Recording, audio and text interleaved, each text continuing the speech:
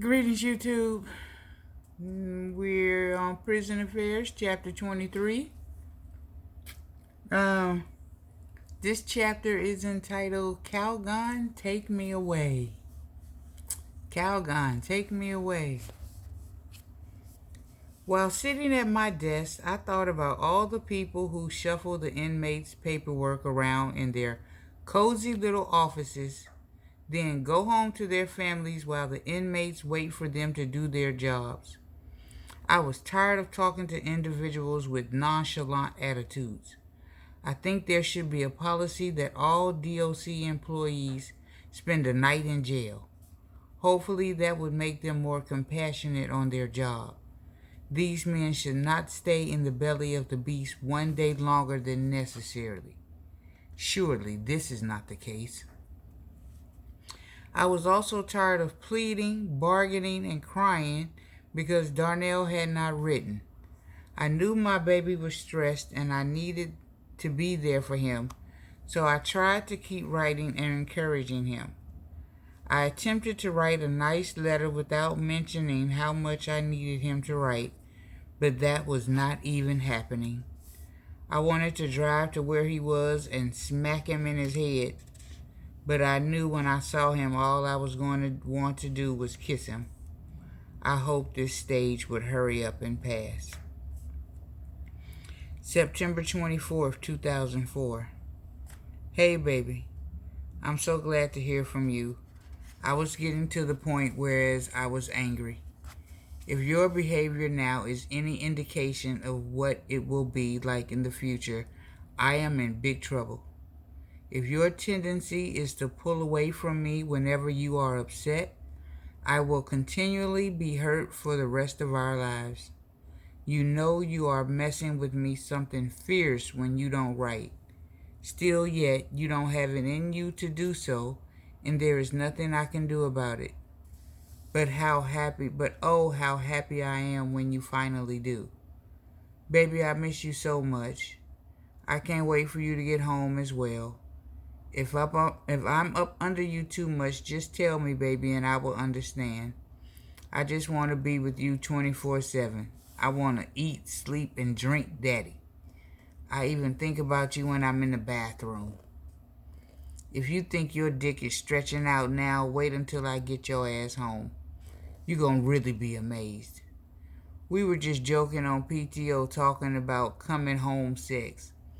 One girl's man was too overwhelmed to get busy straightway. Another girl is worried about her man performing at all. There are so many things you have not commented on. I don't know if you get all my mail or not. Lord Jesus, I will be glad when this stage of our relationship is over. If time does not permit you to come out on the first, I am sure it should not take weeks thereafter. I'm going to keep on top of this to speed up the process, baby. It is very good that you got your aunt's address ready just in case. It's time to get you out of there. I hope I don't lose it when I see you. God is getting ready to restore, heal, and bless. God has abundant plans for our lives above and beyond anything we could ever hope for or imagine. And I'm ready, baby. I didn't talk to your dad today. I hope he visits as planned and y'all had a nice visit, baby. Your dad is cool people with me.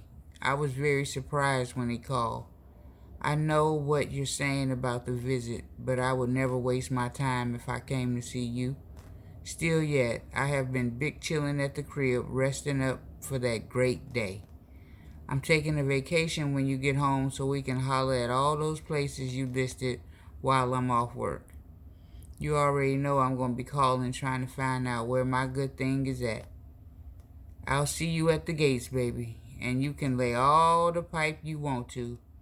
You said I deserve it, remember? And you're welcome for the money. I should have sent more by now, but I'm hoping you will be home before you need anything else.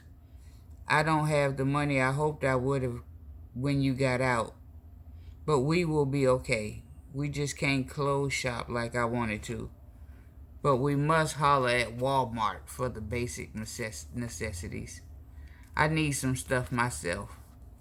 Now let me slide, baby. I feel so much better now that I have heard from you. Now come on and holler back again, Daddy. Much love for you is in me, baby, but you and your words are needed to pull it out if you want it. Good night, baby. Forever and always, Mama. Smooches. That Sunday when I went to church, the message was entitled Forced to Your Knees. It let me know that when I am forced to my knees, God is putting me into the position to birth whatever seed He has planted in me. Yeah, the delivery may be hard, but the end result is well worth the pain. Figuratively speaking, this baby seemed to not want to come, but I knew that eventually it was coming. I vowed to relax, be still, and know. At what I thought was day 5, I stopped counting. I would begin my count once again when the baby starts crowning, i.e., parole plan approved. On Monday, September 27th, I got a letter from Daddy unexpectedly. I never got letters from him on Monday. I was happy and concerned. He was anxious to come home and tripping because he was under the assumption that his decision to come to Houston to be with me, i.e., live in a halfway house, instead of going to the comforts of home in Dallas at his family's crib, was hindering his release. He wrote, "What's happening, Mama? It's just another day up in this penitentiary. Shit done got fucked up for me, baby. A lot of these guys are already cut and ready to go. I'm about the only one that ain't got their plan approved yet. I sure hope that man Alfredo come through. This shit is sending me through too many changes. I should have been asked one of my aunts. Nothing is more important to me than my freedom. Then you over there tripping talking about you don't want me to go to a halfway house that got women there. What the fuck is wrong with you? Which one would you rather me be, in the penitentiary or in a halfway house with women there? I hope that man ain't saying I can't parole to the address I gave them. I can't go no place but the address you gave me. You playing games, baby. I ain't trying to stay in this whole ass penitentiary. Don't be getting jealous of no woman at no halfway house. Don't be playing games with my shit. I wouldn't care if I was paroled into a whorehouse. Just let me get out there. What, you want me to be around a bunch of niggas? God damn, you trying to make me still think I'm in the penitentiary being around a bunch of niggas. I ain't with being around a bunch of penitentiary ass niggas at all. I just hope they approve me, baby, because I'm going to be fucking you down every day anyhow. But I would still rather be in co-ed. And yeah, baby, I want to tell you that you put Daddy in a fucked up bind. When you told me you were going to send me some money, I went to borrowing food and shit. I went to the store and I didn't have no money on my account. I hope something be on there next week. Be checking and see if them people approve my shit. Remember, you can call the parole office in Houston too. I'm going to holler at you, baby." Well, I couldn't believe how busy the devil was getting with Daddy and I. Well, yes, I could. It only led me to believe that something great was about to happen and the devil wanted to put a stop to it at all costs. I wanted to write Darnell a hot F-U note back, but I know the devil is busy. I felt the Lord telling me to arise, for our time has come. I demanded that the devil recognize and take his hands off my man, our lives, and me. September 27, 2004. Greetings, baby. I was so happy and surprised to check the mailbox and see a letter from Daddy. I am blessed to hear from you. When I read shit has gotten fucked up, I said, uh-oh. At first, I thought someone was threatening to harm you. It's getting close, and I see the devil is getting busy any way he can. It seems that you feel choosing to go to the halfway house has hindered your release because all your peeps are ready to roll. And what is cut process? Did you all submit your plan at the same time? And how does the procedure work? What's more, why didn't you have me working on this a long time ago? As soon as you submitted your plan, you should have told me to get on top of things. I hesitated calling when I did because I didn't want you to think I was overstepping my bounds. But I don't care about that right now. What I am concerned about is you and us and all the changes we are going through. Are you absolutely sure choosing to come to Houston is holding up your freedom? If that is the case, I am truly sorry. Your freedom is important to me as well. You have to know this, Darnell. And out of everything in my letter you could have chosen to comment on, you zeroed in on my jealousy because you assumed it could affect your release. I may not want you to go to a halfway house with women, but baby, that is not my call. I just expressed my opinion and we never talked about it before. You are correct that you could be in a whorehouse, and if I say I trust you, then I trust you no matter where you are. I never thought about it from your point of view. Now that I have, I can see whereas you would not want to be around other men. That one sentence I made was based on my own insecurities because too many times I have heard people say, shit happens. Bottom line, I'm sorry if that made you trip. But to ask me what the fuck is wrong with me, in my opinion, was a tad bit harsh. The tone of almost your whole letter is harsh. I don't deserve how you putting it out there to me, but I will say that you damn sure got your point across. You know I love you and want to be with you. You also should know I want you out the fucking penitentiary. I have never played any games with you, Daddy. I love you. Please don't be upset with Mama. If I had known the owner could not change your location, I never would have brought this up. The house I went to was all men. A co-ed house was something he wants to do in the future. At present, such a place does not even exist. I don't know if his second site is ready for people to move in yet either, but I am sure Alfredo knows the rules better than I and will tell them what they need to hear when they call. I will double check to make sure. If you think you are being held longer because of your decision to come to Houston, I am concerned that you may resent me more and more as each day passes. If and or when you decide to take your frustration out on me, please remember how much we love each other and think about what you would do to be with me. And God forbid the plan is denied like your first one to your mom's house. You would probably indirectly blame me. I say this because you called me your good luck charm. Now that Lady Luck is shining on someone else, I guess that means my luck has run out.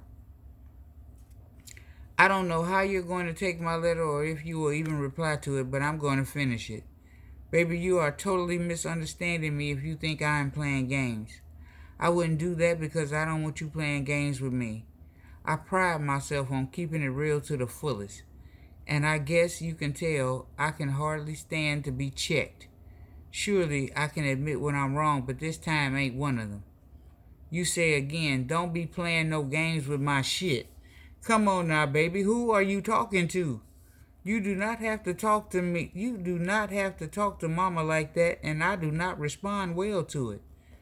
When I wrote you crying because I thought you were going to Dallas, I told you nothing else mattered but you getting out.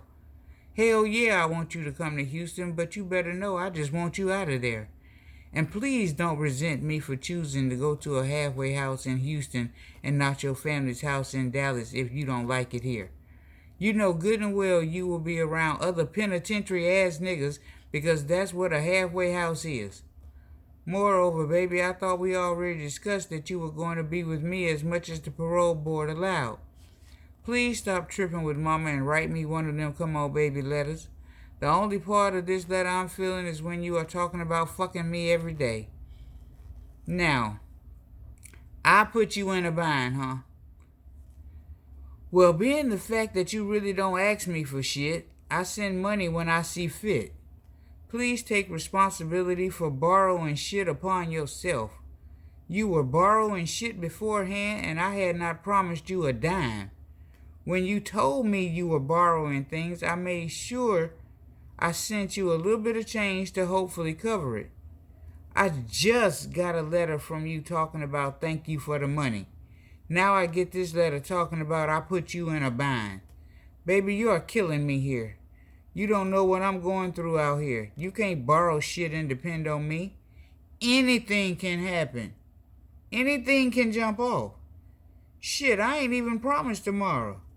Now I understand that I said I would send some more money when I got paid, and I did, and I did not. But like I said also, I thought you would be home before you needed anything else. But I will send you $50 for sure. I put a crisp, big-faced $50 bill in your new wallet so you would have it when you came home. But oh well. Still yet, that doesn't mean go borrow shit from nobody. If I send it, I send it. If I don't, I don't. Your love for me and mine for you should tell you that I more than likely got a good-ass reason for not doing something I said I was going to do. And I haven't been sending you money on a bi-weekly basis, so what makes me think you would be in a bind? I figured you would just pay what you owed and stop borrowing shit, but no. I have a half a mind to not send you shit for talking to me like this and borrowing shit you couldn't pay back. Now, let me stop and go to bed. I'm letting the devil use me, and we are too close for that. I love you, baby. I rebuke all unclean spirits in the name of Jesus. I'll call Alfredo again first thing in the morning. Smooches, Christine. September 28th, 2004. I finally got some good news. Alfredo said he had talked to the parole officer and my baby's parole plan had been approved once again. I was so happy I could hardly contain myself, but I had to. I wanted to shout in my office, but I didn't want people to trip. To God be the glory forever and ever. I was feeling so blessed. I know the devil gets mad when God blesses people, so part of me wondered what would happen next. Come what may, it was ride or die with Daddy. I was extremely grateful and thankful for the feelings God blessed me to feel, even though my baby still would not be home on his projected release date, PRD, unless God really started showing out. A field rep still had to physically check out the halfway house, but it was just a formality. Now Daddy had to be certified, cut, processed, transferred, and finally released. I did not know how long the process took, so his PRD was still up in the air. I kept calling. I was not going to let anyone allow his file to sit on his or her desk if me calling had anything to do with it. I had to get Darnell out of there. It was past time for Daddy to come home. He was going to be totally insane if they did not hurry up. I could not imagine what he was going through during those last days. Okay, I'm going to stop right there on chapter 250. On page 250. The reading is getting tedious for me. So, I'm going to do pages by pages, not chapters. We're going to start doing it by pages, okay? I'm going to pick back up on page 250. All right, y'all? We're going to pick back up on page 250. Smooches.